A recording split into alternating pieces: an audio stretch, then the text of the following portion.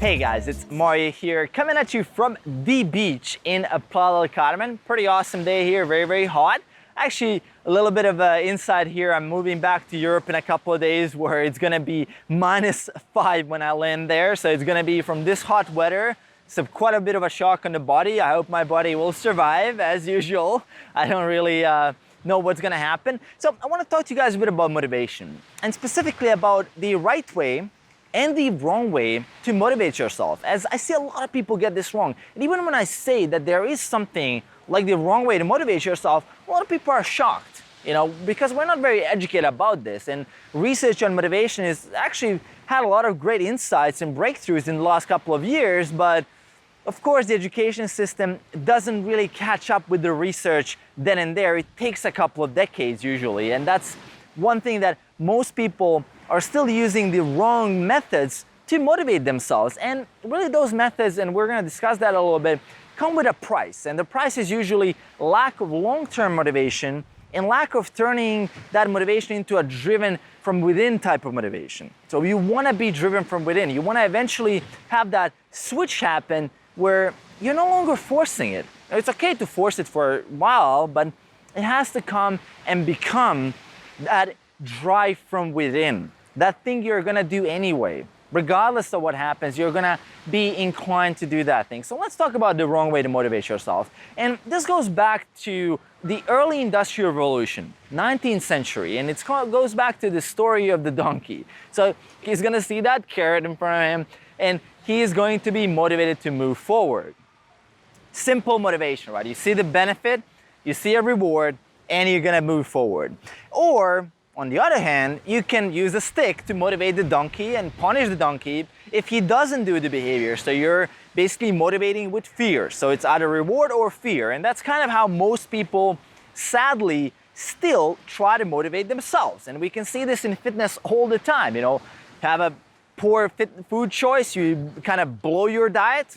There's a lot of negative self-talk. You see Facebook posts, oh, I blew my diet today, feel like a failure. So negative. So kind of self-defeating, and that self-talk that you have with yourself is a form of punishment. That punishment doesn't have to be physical. You don't have to whip yourself to punish yourself. Actually, some certain mental things that we do to ourselves are far worse than even if you do whip yourself. I think certain people have mastered negative self-talk so much that it is even becoming worse. Or, on the other hand, people will try to motivate themselves with external rewards for doing the right behavior, such as, if I go to the gym these 5 days, on the 6th day, I get a cheat meal. Or they do a bet for money with someone, and if I go to the gym for the 7 days, I'm gonna get a little bit of money. And this might not sound that bad on the surface. It might sound like a really good idea, but in the long term, what it does, it puts you in a state where you're expecting a reward or a punishment. So you're kind of going back to a very simplistic way of thinking and a very simplistic way of understanding motivation. And that's why a lot of people fail to make this a long-term lifestyle, because they're always trying to seek for an external thing to validate their efforts. And it's never gonna work in the long term. And we have a lot of research on this. I mean, a great example in little kids, if you give kids a reward, if you try to give them money for doing something, and if they expect that money, they're gonna be less and less inclined to do that same thing that they would have otherwise done just for play, just for fun, just for doing the thing anyway, because now they just like to do the thing. Similarly, with a lot of companies and research and business, we can see that giving people a money incentive, a reward or a raise, sometimes actually backfires and people do less quality work. Their performance declines because now they're given more money. And managers are completely puzzled by this. I mean, they can't understand, like, why the hell this person doesn't work better if you pay them more. I mean, it just doesn't make any sense. But the reality is that it comes to the fact that we are not supposed to be extrinsically motivated. That's not how we work. We're purposeful creatures. we are working on a base, at least in today's world where the reality is more complex, we need something more. It can't just be an extra couple of $100. Of course, money is important, but after a certain point, it can't motivate you anymore. After a certain level, there's a cap. I mean, a cap with happiness, we know it's about 75 grand a year if you live in the United States. Any more money than that probably won't make you that much happier. Even if you double your income, it's gonna be about a 9% increase in your happiness, which is really interesting, and it probably correlates well with motivation as well, right? More money will work until a certain point, or depending on what kind of tasks you're doing. For simple A to B things like, hey, take out the garbage, here's a little bit of money. You can do these things, you can get these types of compliance from kids or people, but it's not gonna be a long-term relationship. It's not gonna be a long-term type of motivation. So what is the right type of motivation? So let's not talk about the wrong type anymore. I'm pretty sure you guys got the point. There is something that will put you in a state of mind where it's not gonna work long-term. The right type of motivation. The first time I learned about this was from the book Drive from Daniel Pink, where he actually broke down intrinsic motivation into 3 components. The 3 components are autonomy, mastery, and purpose. So we're looking for these 3 components when we're doing certain things to motivate ourselves. So these are the 3 components that will make a certain thing automatic. It's gonna make gym that you just wanna go there. It's that you actually have to get someone to keep you out of the gym, and that's something that we're looking for. We're looking for that type of motivation. We're gonna do the right thing by default. It doesn't have to be forced. It doesn't have to be something that you have to spend an enormous amount of willpower for. It just happens automatically because you want to do that thing. So let's start from the top. Let's start with autonomy. What happens when we have self-control? What happens when we can make decisions? Well, we get motivated. We love to have a little bit of control over what we're doing, and that's where the autonomy part comes in. We have the desire to be in control. That's a human natural tendency to be able to control the outcome a little bit. And that is why kids like to choose what kind of game they're gonna play. If you try to force them to do a certain game, they're probably not gonna be having fun with it. They're not gonna enjoy it. It's kind of a difference between play and work. If you don't have a choice, it's probably gonna feel like a grind. It's probably feel like a bit of work. While if you have a choice to do it, if you make the choice, like a conscious decision, hey, I'm gonna do that, it is going to be more like play. It's gonna be more like something you wanna do naturally. Then moving on to mastery. I mean, there's a lot of books written on the topic. 2 of my favorites are Mastery from Robert Greene and Mastery from George Leonard. Great reads, great books, fantastic to learn more about the mastery part. But what is mastery? In a nutshell, it's our desire to improve. It's our desire to see progress. We love to see that continuum of progress. We love to hit new PRs in the gym. I'm addicted to progress, man. Ever since I was a little kid, I love to see the next step. I'm addicted to seeing that next increment, that little tiny PR. You know, ever since I was watching Dragon Ball Z, I would see these characters level up.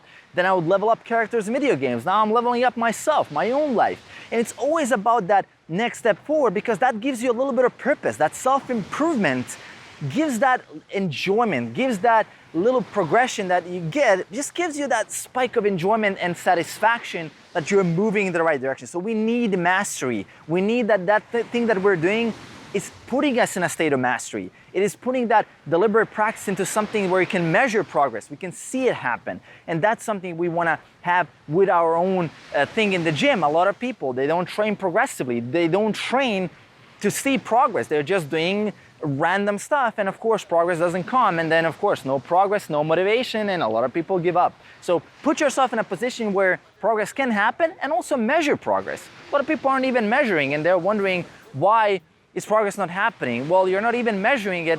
How would you even know that you had progress if you're not measuring? It's a very simple fact, and that's why you lose intrinsic motivation oftentimes.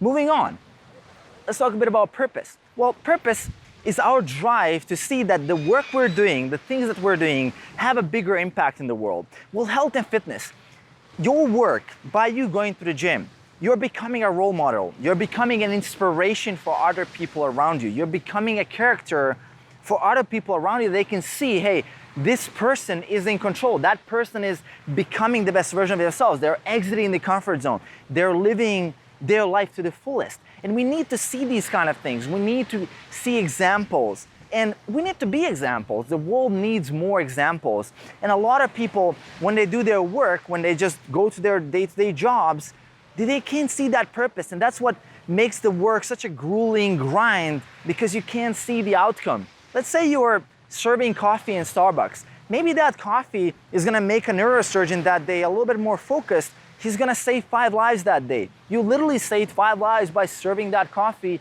and smiling to that person and making that person's day a little bit better, right? You have that impact. A lot of people don't see this. A lot of people are completely blinded because they just look at the job description, or they just look at the meal plan or the gym plan and just follow it to the letter. They don't really see how that impacts the world around us. And we need to open our eyes to see how much of an inspiration we can become, and that will also drive us to become more of an inspiration. And I mean, to summarize, we're talking about autonomy, we're talking about mastery, we're talking about purpose. These are the 3 components that consist the right type of motivation that is gonna keep you going even when there's very little to really motivate you, right? You're just doing it for the sake of doing it. You love to do it, you enjoy it, it's play. It's play, but you're also getting results, you're also pushing yourself. It's always a challenge. That's what separates the greatest people, the most successful people, versus people who always complain that they can't get their ass to the gym. It's really about the different types of ways people motivate themselves. And you can try to do intrinsically, or you can try to force extrinsic motivation. You can try to force it, but from all the research, and some great review papers, I'm gonna post one in the description below for you guys, it just doesn't work in the long term. We simply have to understand this. We have to educate ourselves on this, because nobody will teach you this. Absolutely nobody. This is your responsibility to master and to pass on to other people to help them, and they will be able to get better results as well. So I hope you guys enjoyed. Let me know in the comments below how this resonated with you. Aside from that, make sure that subscribe button below to support the channel, and I'll see you guys in the next video. Peace.